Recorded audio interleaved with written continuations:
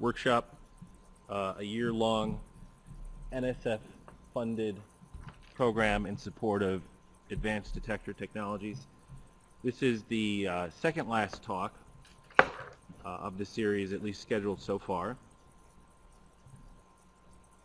And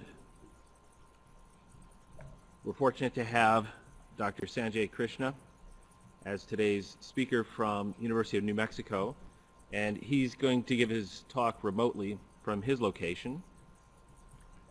Sanjay is Associate Director of the CHTM, the Center for High Technology Materials, and a professor in Electrical and Computer Engineering at UNM.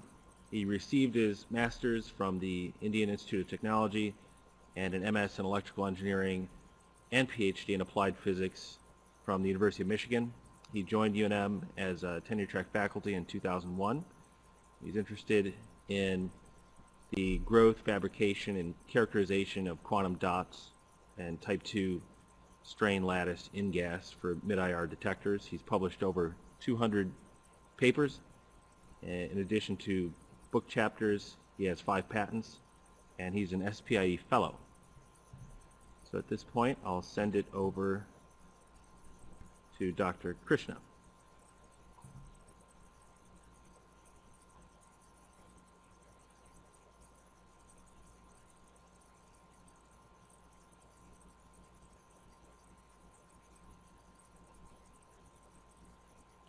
All right, thanks, Don. Can you hear me? Hey,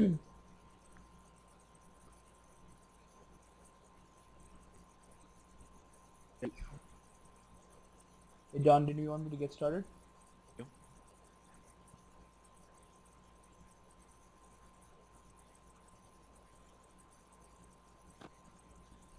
Go ahead, Sanjay. Okay. Hi, everyone. Thanks, Don, for the kind introduction. So my name is Sanjay Krishna. I'm a professor at University of New Mexico, and I do on my research at the Center for High Technology Materials.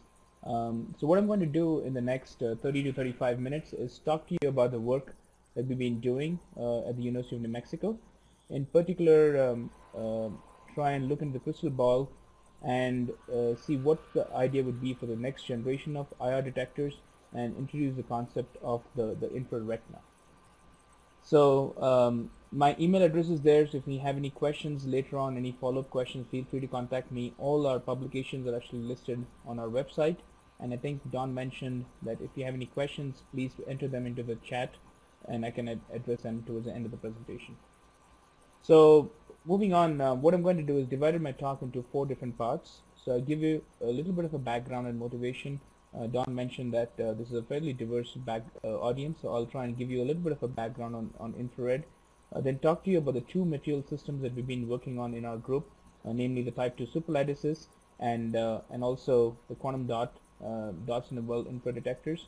And finally, in the last part of the talk, I'll address the concept of the infrared retina for the 4th generation imagers. So if you define what is infrared, so infrared, if you look at the electromagnetic spectrum here, the visible is a very small region of the infrared of the electromagnetic spectrum, and this goes all the way from gamma rays to long radio waves. The infrared is about 10 times longer wavelength compared to what the human eye can see. So what we define as something between 3 and about 20-25 micron. There are 2 particularly important wavelength ranges for terrestrial applications, namely what the Department of Defense terms as mid-wave infrared, 3 to 5 microns, and long-wave infrared, which is 8 to 12 micron. And why is that important? I'll show in a minute. But before I do that, I just want to introduce the group. The professors never do any real work. It's always the graduate students and the senior people in the group. So I have a group of about 20 people at UNM. A lot of research faculty here: Tom, Elena, Yagya, and Jiabing. A couple of postdocs, and then a whole host of graduate students. You can see a lot of the past members of the group who have contributed to this work, and then a whole host of collaborators who have made this possible, and of course the funding agencies. So the infrared, as I was talking about, was in the mid-wave and the long-wave infrared is basically the main reason that this is important is for 3 main reasons. Actually, the first is that between 3 to 5 micron and 8 to 12 micron, the atmosphere actually is transparent. So if you make a laser or a detector at 10 micron, you can actually see through smoke, see through fog, and this could be very important, for example, for pilots who are landing in foggy conditions. The second reason is that you can actually see these atmospheric absorption features here, which is typically happens with a lot of chemical species. So you can use this spectra for actual detection, remote identification of chemicals. For example, pollutants that are coming out from a car, or if you have emission that is coming out from a factory, you can detect that by looking at the reflection of a laser beam from the target. And finally, the third and most important reason probably is that you and I and all of us are actually emitting light in this radiation. So we are what's considered as a black body, and we're actually emitting light in the 10 micron range. So there are a lot of applications for this, for example, in defense and security, in medical diagnostics, and I won't go over all of them, but if you look at one of the killer applications, I spent my sabbatical in Australia, and the Aussies have the killer application, and it's called cricket. And so here, this is like baseball, and you can actually see that because of the friction associated when the ball actually strikes the bat, you can see the hot spot over here, which is shown here in white. And so it's very important in cricket whether the ball actually hits the bat or the pad or the helmet, so that determines whether the batsman is out or not. So I was mentioning that you can actually see through objects. So the next illustration is, this is a visible image of a person holding up a trash bag, and this is the counterpart infrared image, and you can clearly see the person's hand through this trash bag. So you can actually see through smoke and other examples that you would have in this case. Finally, in medical application, you can actually use this for a variety of applications. In particular, some of the work that we've been doing at UNM, we have a startup company called Skinfrared, which is using infrared imaging for the early diagnosis of skin cancer, and I'll go into that in a little bit more detail. But before I mention that, so what are the available technologies out there? So there are three main markets that, this is again my personal opinion, there are three main markets for infrared imaging. One is more strategic, it's low volume, high performance, but very high cost. For example, you want to mount something on the Hubble telescope, you want to, for this high-end astronomy applications, for example what Don Feiger does at RIT, or if you want this for the military applications, you want to identify a tank 10 kilometers in space, or you want to identify a missile 10 kilometers in space, and those are kind of applications that require very high performance but very low volume, but the cost of this is very high. So this is 300-500K, is a very conservative estimate. Each of these things could go in the range of about $1 million to $1.5 million. The second is a large volume uncooled operation but very low cost. For example, BMW and Cadillacs actually have these infrared cameras that are mounted on the dashboard. These are very low cost in this, and it's about between 2 to 5K, and but their operation, they're slow, the performance is not great, but it serves the purpose. And finally, there's an intermediate volume, intermediate cost, so something in the range of about 50 to 100K. Something, for example, I mentioned to you about the skin cancer application, something that you can use that, and that's right now dominated in the mid wave by INSP, indium antimonide, and in long wave by quantum well infrared photodetectors. So the work that I'll show you will actually fall into these two categories. The first is the type 2 superlattices, we believe will actually be a competitor for competing both with the mid wave, the indium antimonide, and the long wave with the mercury cadmium telluride, and the quantum dot detectors, which we believe will be competing with the QUIPs in this wavelength range. So in terms of the historical perspective for these detectors, so we're in what's called the third generation of infrared detectors. So infrared detectors have been around for about 50 to 60 years. So in 50s and 60s, they were actually what's called as single pixel detectors or linear arrays. So typically about 64 or 32 elements that are tied together. And this picture shows two graduate students holding up a MCT long wave detector element. You can see how big these are. In 70s and 80s, so with the CMOS, advent of CMOS, these detectors were actually bonded to CMOS circuits.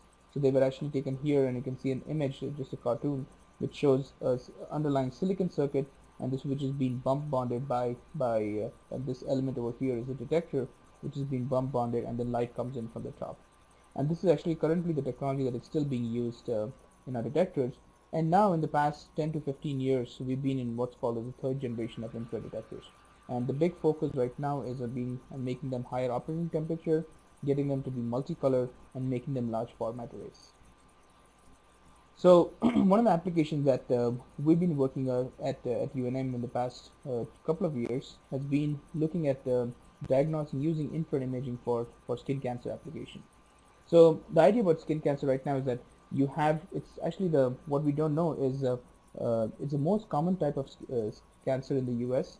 It's got, there are a lot of occurrences of this. In fact, if you're above the age of 65, you have a 50% probability of actually having skin cancer.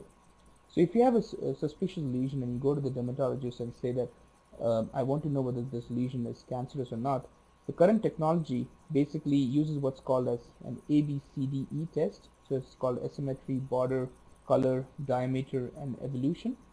And so it's a visual test that the dermatologist does.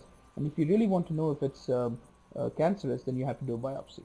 So there's nothing in between right now. There's a lot of effort to try and develop a non-invasive technology, but there's a key need for getting an early diagnosis so that we can actually prevent the other occurrence of skin cancer. Because once you identify the skin cancer at an early stage, it makes it much more easier to actually do the treatment for the skin cancer. So in the company called Skinfrared, we've been developing a system called an advanced long wave infrared imaging and analysis system. It's called ALIAS, and the idea behind the ALIAS is it's got 4 different components. So it's got a cooling unit, which is typically in our first generation was an ice cube. In our third generation, it's a blast of cold air through a vortex tube. It's got an infrared marker, and it's got a camera. You can actually see here, this is the first generation actually had a bolometer. I'll show you some of the images from that. We are actually called the third generation of the ALIAS, and that contains a quick camera. And then the fourth component of the ALIAS system is a software called SkiVis, which does the analysis, data analysis. So this is still a prototype system. You can see that this is the dermatology clinic. We actually do they take our system over there and we do patient testing. So we've got about 70 to 80 patients data. So this is some of our first preliminary results. So the idea is very simple. The idea is that you take the skin, you cool it down, and then as the skin warms up, you watch the temperature response of the skin. And the idea is that if there is any difference of for the skin cancer, you actually have an enhanced metabolic activity, which will reflect itself in the temperature versus time plot.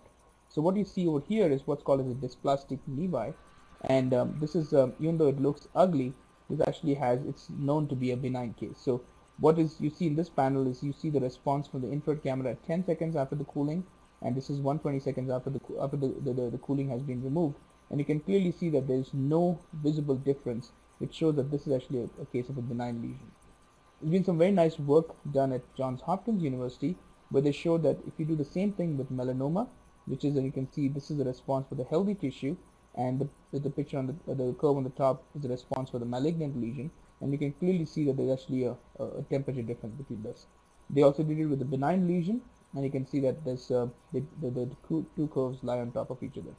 We've got a fair amount of data now from our second and third generation of ALIAS system, which we're in the process of analyzing to actually make a statistically significant study to verify these results.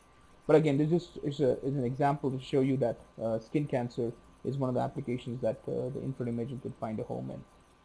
So in my research group, what we do is we do what's called as epi-to-camera research. So we run the 2 university laboratories in the country which can do design. So we look at these structures, the quantum wells, the quantum dots, and the superlattices that I described to you. We do the crystal growth of this. We do the material characterization. So looking at this is TEM image, this is atomic force microscopy. We have a small clean room where we fabricate these devices into cameras, and these images that you see here are actually taken from cameras that we developed here in our group at CHTM. And so these are videos taken. This is the left one is the one of the quantum dot. This is the right one is a static image of taken with a superlattice camera, and you can clearly see the thermal imprint of a Coke can on Jason's face here. So we measure about 20 to 25 millikelvin change in the temperature. A big focus, and I'll spend the last part of the talk talking about that, is trying to see if we could incorporate in the next generation of sensors, if we can incorporate enhanced functionality in the pixel, and that's what we've been doing, and I'll give you a couple of examples. So we'll be looking at spectrally adaptive sensors, plasmonic resonators, and this concept of a retina. So what does it take to actually make an infrared camera? So when I moved from University of Michigan, I got my PhD there, and I moved to UNM about 10 years back. So one of the ideas that we had was, what does it take to actually get to make a focal plane array? So we had made single pixel detectors, but never really made focal plane arrays. So this shows you, this walks you, the next couple of slides walks you through some of the detailed processes that is involved from taking a material from a material down to actually making a focal plane array. So you see here, the first step is obviously the mass design. You do a lot of heterostructure engineering, you do quantum mechanical calculation. The second thing, you actually grow the material. This is an image of a new reactor that we purchased a couple of years back. This is a Gen 10 sold by Vico, and you can see this is you load your wafer here in the load lock to the extreme right, and you move it here, so you can load up to about 7 3-inch wafers. You mount it in here. It's transferred to actually a to the growth chamber here, and this is where the actual crystals are grown. We take them to the clean room. This is where we fabricate them. So what we do in the clean room is we take them. Here's some images. This is actually an SEM image. You can see the pixels, individual pixels. So to give you an idea of the dimension, the pitch of this pixel is about 30 microns. So the streets are 6 micron, the mesas are 24 micron. We do an etch. We put silicon nitride on top of it. We open up a contact metal here, and then we deposit indium, which is shown here, typically about 2 to 3 microns of indium, and then we do a process called a reflow, where this is actually the indium balls up on the underlying bumped metal, so the UBM metal over here, and it forms this nice ball, which is typically about 10 microns tall. And we take this we do a similar process on the CMOS readout circuit that we have, and then we take it to our FC150, which is a tool that actually does the hybridization of this, and this is taken. So you have your silicon substrate, the readout circuit, you got your active region, you bond the two together, remove the substrate, and ultimately this is what you get. So this is an image taken. This is the underlying readout circuit here. This is the picture taken after the substrate is removed, and you can clearly see a shiny surface. And then we take this into our what's called as a MICA lab. It's a mid-infrared imaging, characterization, and application lab. So this is where we do a testing of our focal plane arrays, and we mount it into a cryostat. So these detectors typically need to be cooled to about 80 Kelvin or so. And then once we do this, then we can actually get these images. So this shows you some of the images taken from superlattice focal plane array on the top, and then the quantum dot focal plane array over here, and you can again clearly see the thermal imprint in this case. So that's the basic skill set that we normally use, and I'll come into a little bit of more specific details. I don't want to get lost too much into the technical details, and I won't be able to do justice to all the people's work in the group, but I'll just make a few snippets on the work that is being done. So the first material system is a type 2 superlattices. This was actually proposed, in fact, Leo Osaki, the Nobel laureate, proposed this in 1973, and then Dell Smith and Chris Malio proposed the indium arsenide, indium gallium arsenide system as for infrared detection. So the idea is that you have indium arsenide and gallium arsenide, which are two mid-gap materials, and you can see the band gaps are listed here. And if you bring them together, they have what's called as a type 2 or a staggered band alignment. But if you make them very thin, that's where the nanoscale or the quantum mechanics comes in. You make them very thin, then indium arsenide and gallium arsenide, you place them next to each other, then you actually have a whole mini band created because of quantum confinement, and you have an electron mini band created because of quantum confinement. And now you got a pseudo band gap that actually opens up, so you can make, by playing around with the thicknesses of indium arsenide and gallium arsenide, you can actually make a detector material in which you can change the band gap by changing the thickness of these two constituents. So using two mid-gap materials, you can actually make a detector all the way from 3 microns to about 35 microns. So the devil is in the details. So if you look at the wave functions, you can actually see the whole wave function and the electron wave function over here. But this is proposed, and it took it's only been the last decade that people have actually made very high quality detectors using this. The reason was that so before I forget, I want to mention that this is a a review article that Elena, Jean-Baptiste and myself, we wrote a couple of years back on these superlattice detectors, just for future reference. But the reason that it took us about 20-25 years to actually make these detectors work very well is because in this system there's no common anion and there's no common cation. So if you see here, you have at the interface, you can either have, when you grow indium arsenide, gallium arsenide, you draw them on paper as two parallel lines. Actually, in reality, you see you may either have in the interface gallium arsenide, which adds a lot of compressive strain, or indium arsenide, which actually adds a lot of gallium arsenide adds tensile strain, or indium arsenide, which actually adds compressive strain. So to grow them, this is some very nice work by Michael Weimer at Texas A&M, and these samples were grown by Ron Caspi at CHTM. And you can see that these bright bonds are indium antimonide-like bond, or the dark bonds are gallium arsenide-like bond. So if you need to control the interfaces extremely well, and if you do that, then you can actually make very nice high-performance superlattices. So the technology didn't exist to make these superlattices extremely high quality, and it's only been in the past decade or past 15 years that this has actually come along. So I'll give you a couple of examples of how we can use barrier engineering. So Herb Kromer, the Nobel laureate in 2000, mentioned that the antimonide system is one of the few systems, semiconductor systems, in which you can tailor the band gap and engineer the band structure very effectively. So if you look at a very standard PIN diode, which is the workhorse of the industry, for example, silicon pins or InGas pins dominate in the visible and in the infrared, the basic process is you reverse bias the PN junction, and the light comes in, creates electrons and holes in the active region, and the holes float, the electrons sink, and you get photocurrent. So what we had, the idea was that if you take the superlattices or the antimonide system, because of using aluminum antimonide and gallium antimonide and indium arsenide, so the three semiconductors which are almost lattice matched, you can create at the PI interface, you can create an electron blocking layer, so which blocks the electrons but doesn't block the holes, or at the ion interface you can introduce a hole blocking layer, which again blocks the holes but doesn't block the electrons. So this is a structure which we call as a PBIBN. So it's a PIN with two barriers in between. And the main reason that this is attractive is that here, first of all, you can actually your carriers are diffused through here. For example, the holes in your end contact, and so holes in your end contact and your electrons in your p contact, they don't drift. In this case, don't actually have any contribute to any diffusion. You can actually place the absorber in the low field region, and that's very powerful because then you can actually reduce the Shockley Hall currents in these devices. But if you design them correctly, the photocurrent actually will not be changed. So you can have electrons, for example, in this case floating, sinking to the right, and the holes in this case floating to the left.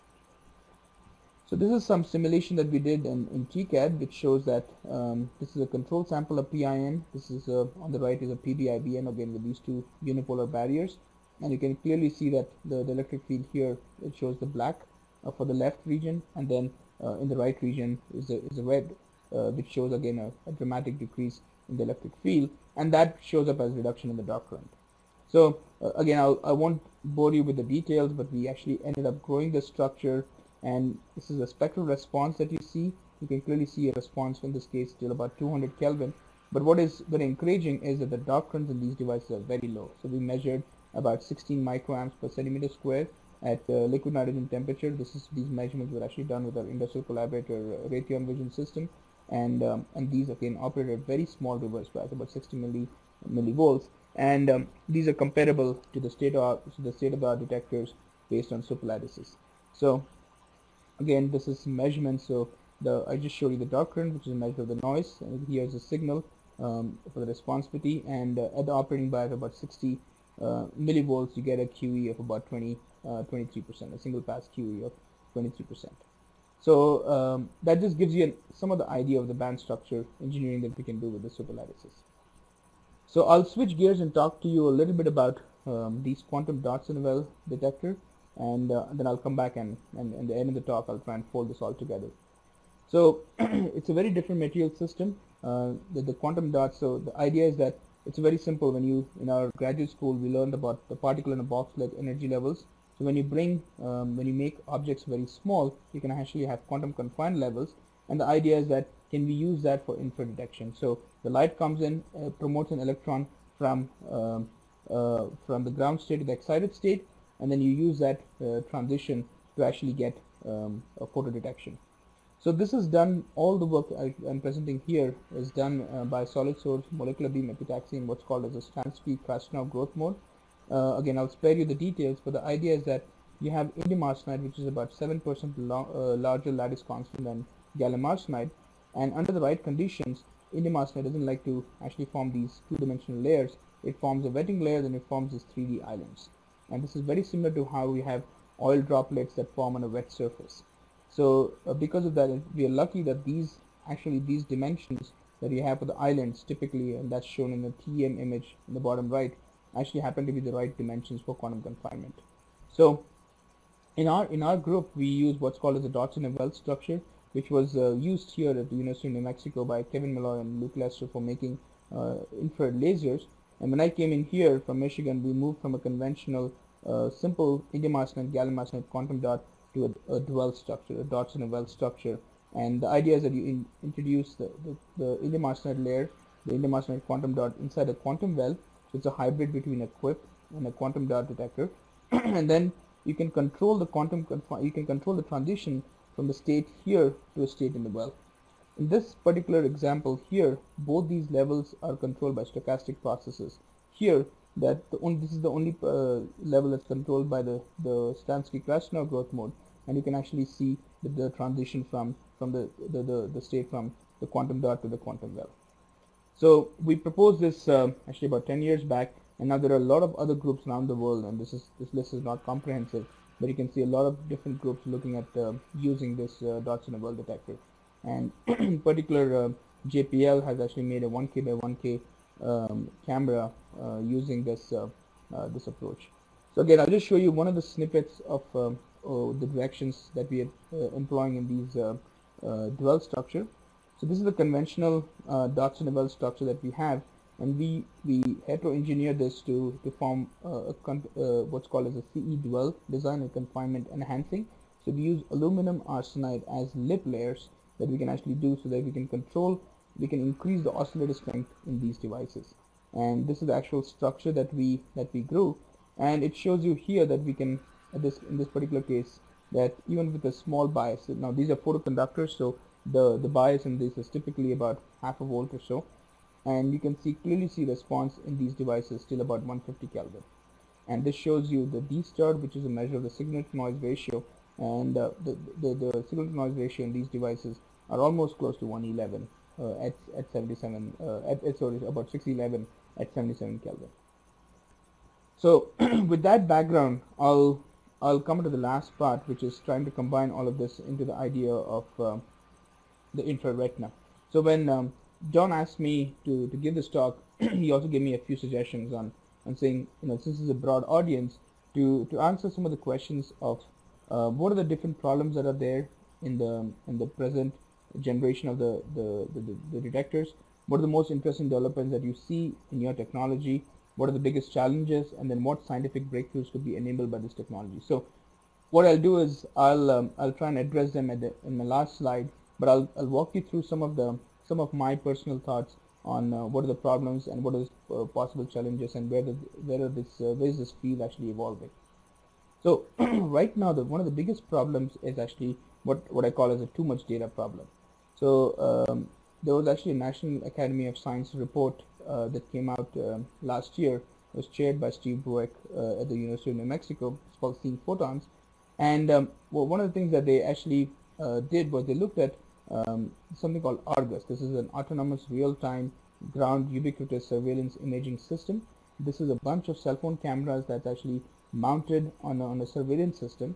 The problem with the system right now is that it generates about 770 gigabytes per second. So there's a huge amount of data that it actually generates, and the CDL, the common data link, can only operate at about 274 megabytes. So what is going to happen is, if you have a surveillance system that is, for example, flying over Baghdad or Afghanistan, you actually have to send all of data to Langley and actually have some user process it.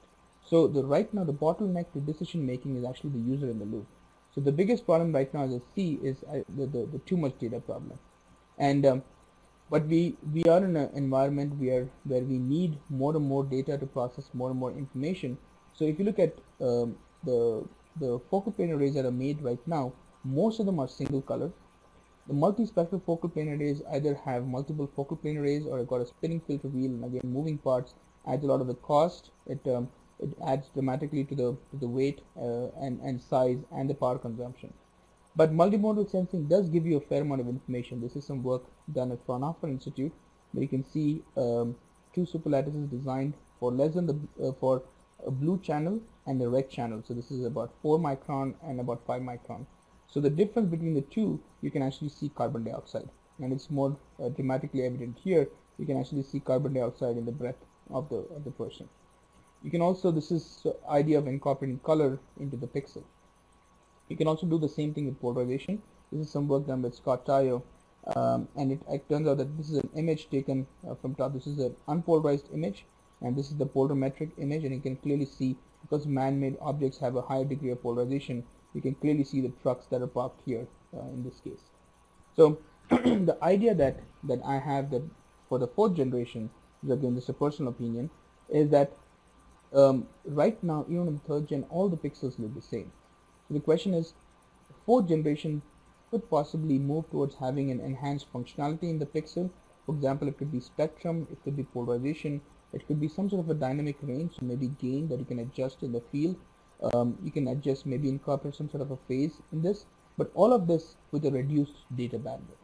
So the idea would be that this is an image. For example, this is a black and white image taken in the Abiquiu Desert in New Mexico, and you can see that there's a lot of information in the black and white image.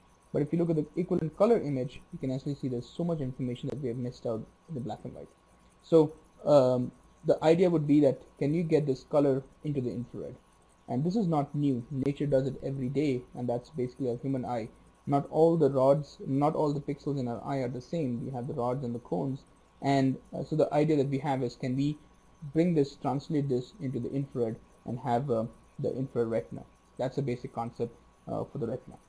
So how do we implement it? I'll give you a couple of examples, and then I'll try and put all of this together. We've been doing some work with Professor Majid Hayat's group here at University of New Mexico, and also Professor John David at University of Sheffield. The idea here is, if you look at the raw response of these quantum dot detectors, there's a lot of spectral diversity because of the quantum confined Stark effect in these devices. When you change the bias, the operating voltage of these devices, you can see a change in the photocurrent response of these devices.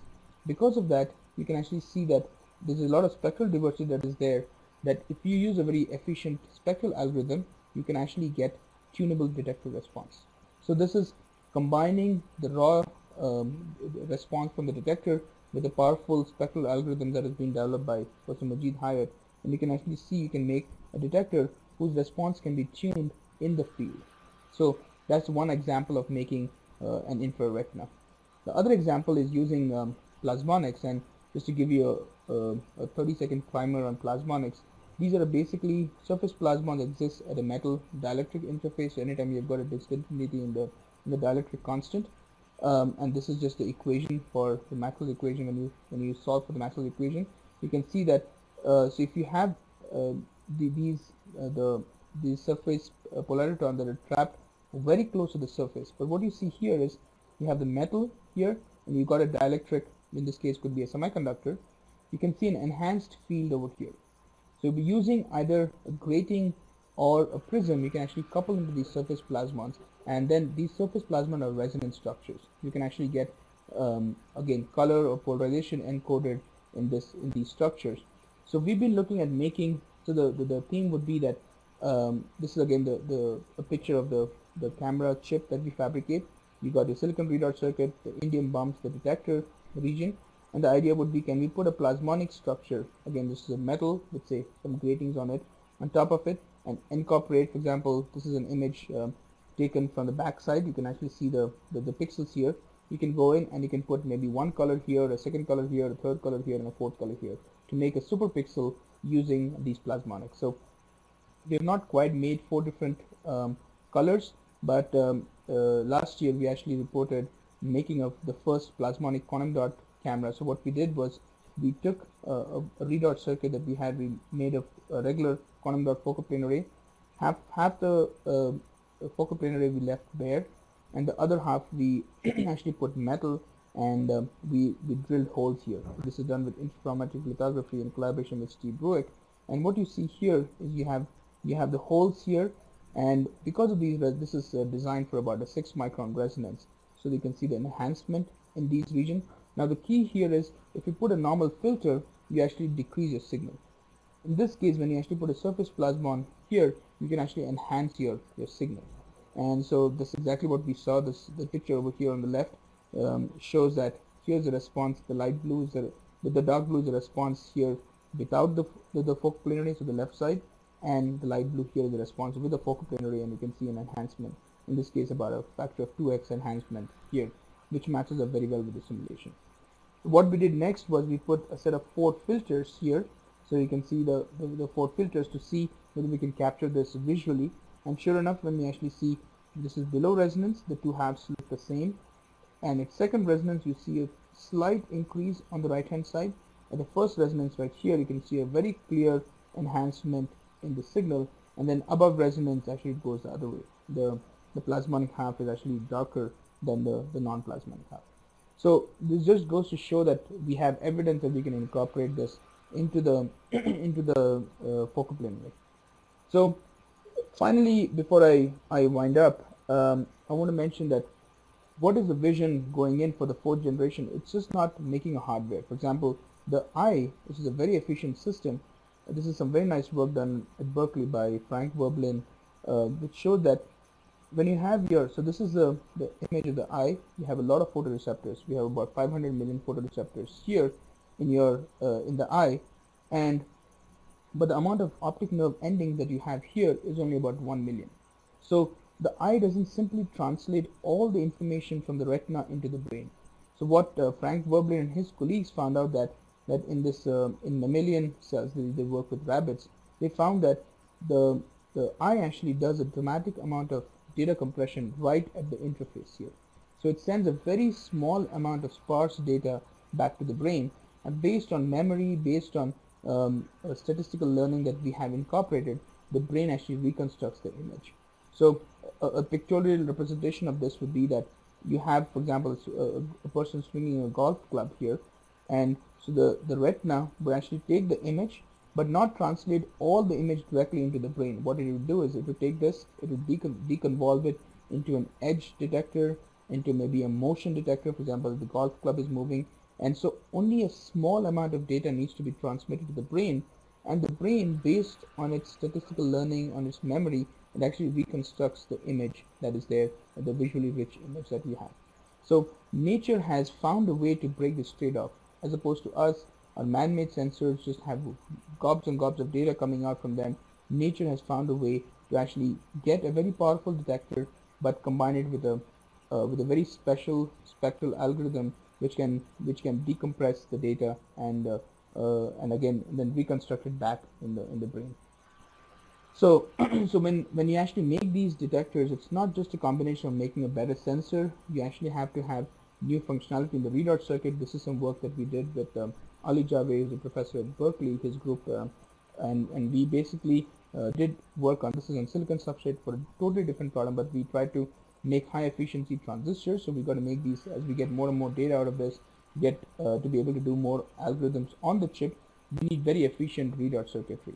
So this is some work where we incorporated indium arsenide. We actually did a print, stamp, and transfer technique. So our role was to grow these detectors, and Ali Javed's group actually transferred them to silicon.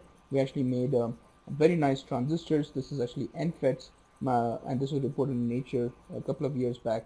And now we have actually made CMOS based on this using this technology. So in conclusion, I hope I've been able to tell you that this is a very exciting time for infra detectors, in particular quantum dots and type 2 superlattices are the two systems that we've been working on. There's a lot of interest in plasmonics and spectrally adaptive focal plane arrays, the concept of bio-inspired infrared retina for the 4th generation of detectors. So before I conclude and open it up for questions, let me make at least make one stab at some of the questions that Don asked. me to put together response to. So what is the problem with current generation detectors? And the biggest problem that I see is the data overload. I think we're going to get to a point where we have lots of data but not much information. So we need to have a move to go from sensors to actual information. I think what you would see is, so the question is, what is the most interesting development that you'd like to see in your topic for the next 10 years? And I think the idea of using bioinspect sensing. So I think we have a lot to learn from the nature. We have a lot to study from, for example, there are a species of fish which have polarization dependence encoded in the retina. So there's a lot of things that I think would be, which I would just call in bioinspired sensing.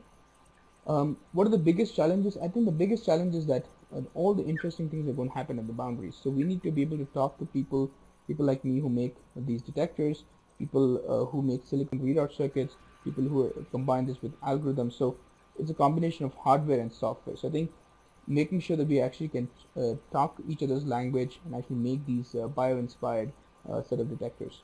And finally, what is the scientific breakthrough that can be enabled by these technologies? I think infrared imaging is at crossroads right now.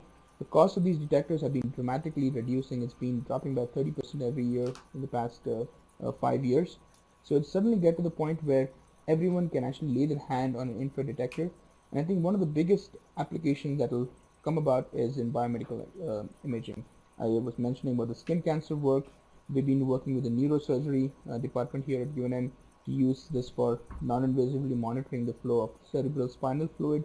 So I think there are going to be a lot of biomedical applications that will come about because of the infrared imaging. So right now, till about 30 to 40 years back, we didn't have the technology. It was too prohibitive to get this into the hands of, for example, dermatologists or medical professionals. But I think that's the area that will actually be the one that will advance most. So with that, I'll stop and then I'll open it up for any other questions. Hopefully you can hear the clapping, Sanjay. Yes, I can. Thank you. First, we can take questions here. Did anyone have a question? I'm sure some of you must have questions. Kim, student. If you have a question, come up to the microphone. I had a question to start out. What format sizes are you currently making detectors in? For instance, like 256 by 256?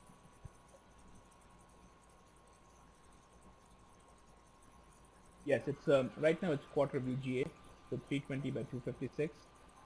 But there's been a big push towards making large format. For example, I think the biggest superlattice focal plane array has been about a 1K by 1K, and I know quips have been made in 4K by 4K format. Okay. Any more questions here?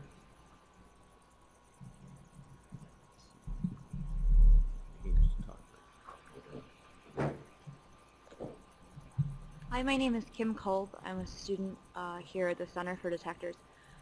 I noticed that you had kind of three regimes in terms of price and volume for your detectors. And I guess this would fall in the small volume, high cost area. But had you investigated any in-pixel gain devices like linear mode APDs or an EMCCD in an exotic material like a 3.5?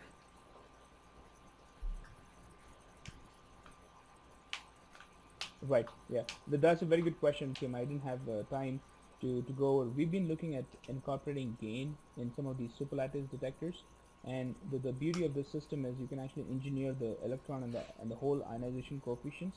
And so we made some single pixel detectors in which we can actually tune the gain. And there is some work to try and also incorporate gain into the quantum dots using a quantum dot avalanche photodiode. But that's definitely an area that I think would be very, very useful. I would say that going towards making these linear mode APDs first, but eventually the idea would be, can you make them Geiger mode on a single photon? Had you thought about integrating into larger arrays, or are you still just on the single pixel, single element design? for the gain, we're still on the single pixel. For the gain, we're still on the single pixel. There's been some work, for example, at MIT Lincoln Lab, where they've been doing ROICs that they can actually have control the gain in the silicon circuitry. But we have at this point all our work has been for the superlattice and the quantum dots has still been in the single pixel. Okay. We have another question here. We often have problems with saturation on focal plane arrays in the infrared, and by analogy to the eye, is there any way that, or have you done any work on where pixels can actually talk to adjacent pixels when they're approaching saturation, rather than having to read out the array, know that there's a saturated pixel, change the exposure time, dynamically on the array, pixel to pixel, being able to talk and change their gain as the integration is happening?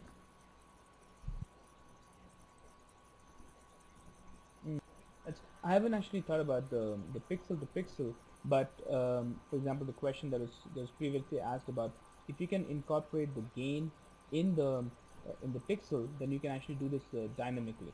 For example, from my limited knowledge, apparently when for example, when we enter a dark room, we don't actually need to see the colors. So the cones turn off and the rods which actually have the gain actually get turned on. So what you're describing is exactly the analogy that the eye uses in low light environments. It fires up the rods which have a higher dynamic gain as opposed to the cones. So yes, we haven't done any of that, but that's still a concept that that needs to be explored.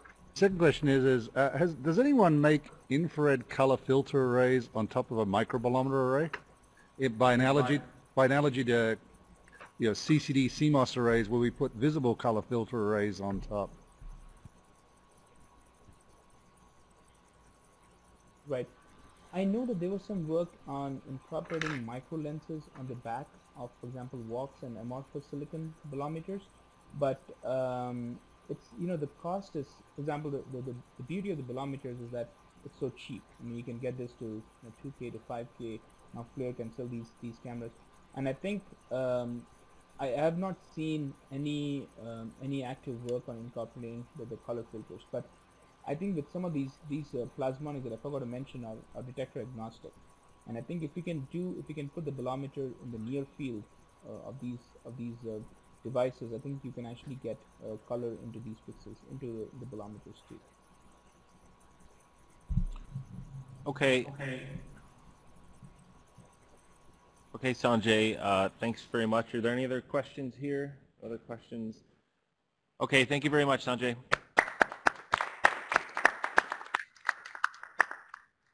All right, thanks. Thank you very much. Thanks, Don. I appreciate that.